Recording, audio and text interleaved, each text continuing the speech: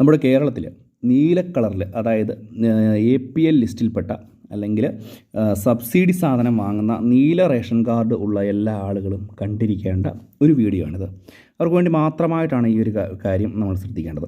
അപ്പോൾ എല്ലാവരും വീഡിയോ പൂർണ്ണമായും തന്നെ കാണണം. വളരെ പ്രാധാന്യം അറിയിക്കുന്ന അറിയിപ്പാണ്. വീഡിയോ ലൈക്ക് ചെയ്യുക. ചാനൽ ആദ്യമായിട്ട് കാണുന്ന സുഹൃത്തുക്കൾ തീർച്ചയായിട്ടും നമ്മുടെ ചാനലൊന്ന് സബ്സ്ക്രൈബ് ചെയ്ത് വെക്കുക. ഫേസ്ബുക്ക് വഴി വീഡിയോ കാണുന്ന ആളുകൾ തീർച്ചയായിട്ടും നമ്മുടെ ഫേസ്ബുക്ക് പേജ് കൂടി ഒന്ന് ഫോളോ ചെയ്ത് വെക്കുക.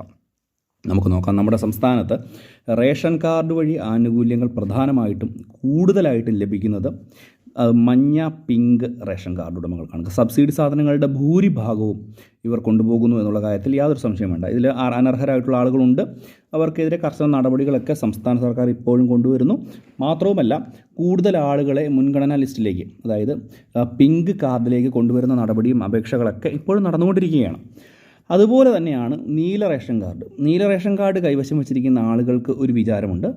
അവർക്ക് എത്രമാത്രം ഉയർന്ന സാമ്പത്തിക ശേഷി ഉണ്ടെങ്കിലും ഈ ഒരു നീല കാർഡ് കൈവശം വയ്ക്കാൻ അർഹതയുണ്ട് എന്നുള്ളതാണ്. തീർച്ചയായിട്ടും നിങ്ങൾ മനസ്സിലാക്കേണ്ട ഒരു കാര്യം, നീല കാർഡ് എന്ന് പറയുന്നത് സബ്സിഡി സാധനങ്ങൾ ഇതിനകത്ത് ലഭിക്കുന്നുണ്ട്.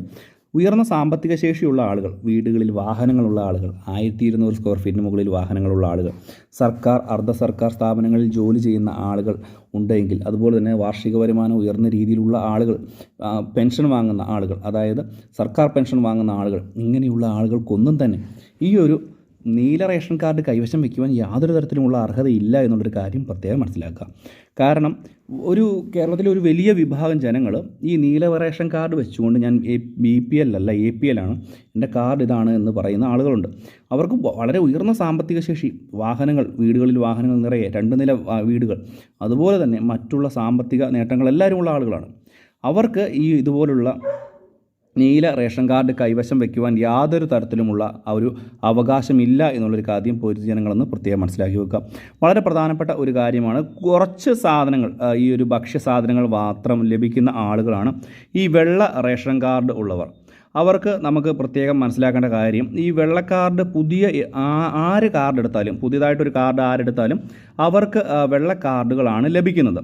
അതുകൊണ്ട് തന്നെ ഈ ഒരു വെള്ളക്കാർഡിൽ നിന്ന് അതിനുശേഷം മുൻഗണനാ ലിസ്റ്റിൽ ഒഴിവുകളുള്ളതിനനുസരിച്ച് മാത്രമാണ് അവരെ മുൻഗണനാ ലിസ്റ്റിലേക്ക് മാറ്റിക്കൊണ്ട് വരുന്നത്.